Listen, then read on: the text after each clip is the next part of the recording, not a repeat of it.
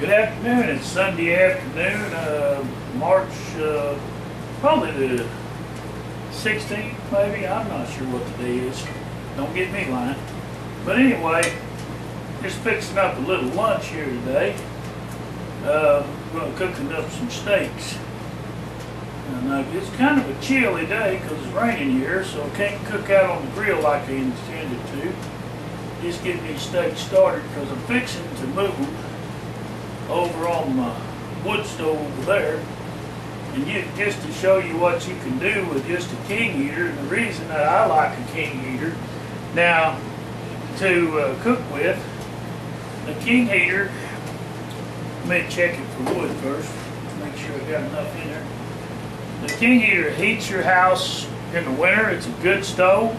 The only thing is, whenever you open the top lid up there, if you open the top load, whenever it's first starting out, the smoke will get out in the house bad if it's not drawn good. So to prevent that, what I do, I open the front door of it and load it if it needs to work. Load it through the front. This lets the smoke continue to go up the stack and out like it's supposed to. And as you can see, let me see if I can get this over here where you can see that. Just a second, I'll make some adjustments here. So I want you to see the front of my stove, but well, I'm just about too close to the wok, and I can't get it back enough. Just a second, we'll make it happen so you can see the front of the stove on my king heater. All right, just a second. If I have to, I'll get it down there. There you go. Now you can see. Maybe I'm got the camera sideways, but right there is where I load it in the front of the stove. This stove loads two ways. Now that I've got me a fire going pretty good there, I'm gonna let it get going just a little bit more, burn a little bit longer, full draft, and then I'll see the heat going out that T up here. I don't know if y'all can see that or not, but I'll raise it up. This function is normally not available. Hell, it's available if I say so. Anyway, this right here is the my smokestack for my chimney. It runs from the king heater here. As you can see, my king heater's right here for the house heater. Main heat of my house is wood, normally. I got to get out and cut some wood this year to get some in. But anyway, that goes over to the T. It's a stainless steel T-joint. It's supposed to be stainless steel. But anyway, it hooks it at 6 inches. It's a 6-inch pipe. And I've got probably, I don't know, probably about $100 tied up in this pipe, all down here. And then of course the stainless steel part of the triple wall safety pipe and box that goes through the ceiling. I'll try to get that up there where you can see it. Let me see. Yeah, right there's the box that goes through my ceiling. It's got fireproof 3 triple wall insulated pipe going up there that don't rust, and that is stainless steel up there, or galvanized rather. But whatever, it's made not to rust. This summer I will probably get up on the roof and get my chimney sweep out, and I'll clean that chimney good. That's the thing.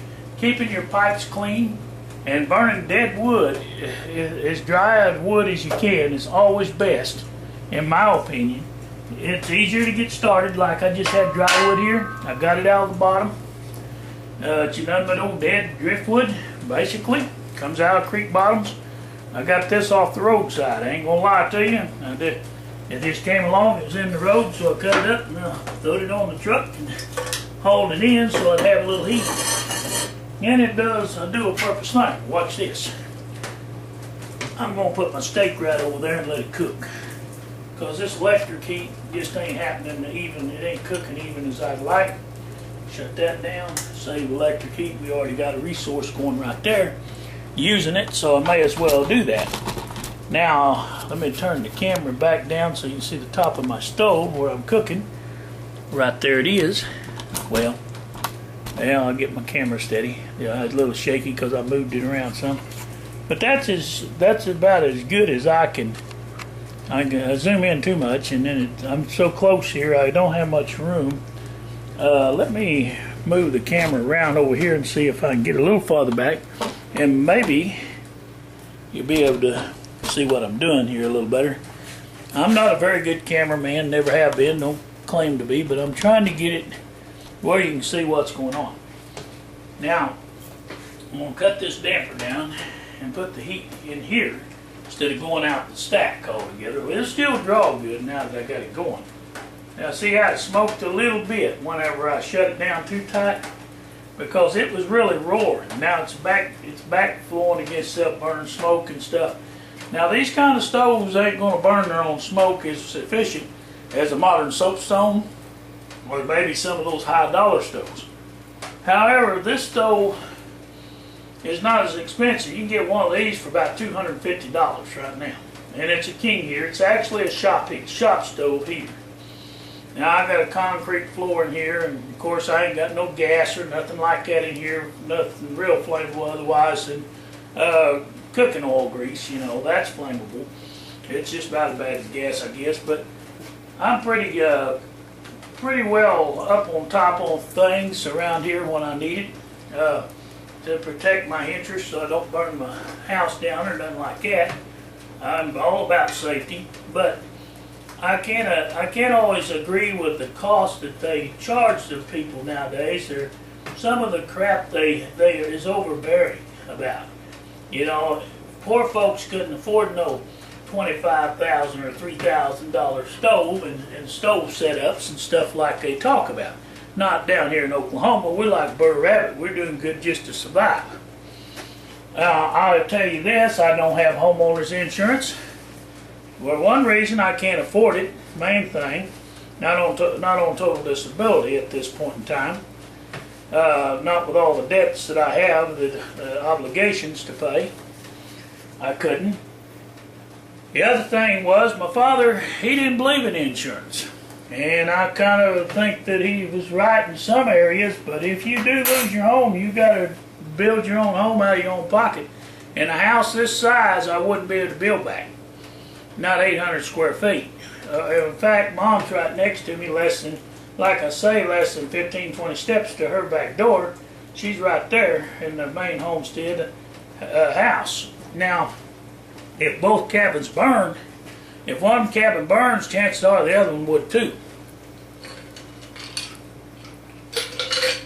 Because we're probably not 10 feet apart from each other. This was my grandfather's upholstery shop that I turned into a TB's cabin. Now, with that being said, the insurance issues are way out of line with their pricing. Just to get $20,000, I think it was quoted to me, it was going to cost me, I think they said $1,500 a year for $20,000 worth of insurance. Well, it might not sound like much to people that have that, but some of us don't have it. Now, I can build back a house or a cabin, a smaller cabin. It won't be as big as this one, but a cabin over here on my 2 lots, I could build us another cabin for probably about $3,000 to $4,000, a small cabin. But now, if you get into building an 800 square foot like this one is, you're looking at $35,000 to $40,000 to replace. And that's the reason I hope I never lose my home, for any reason.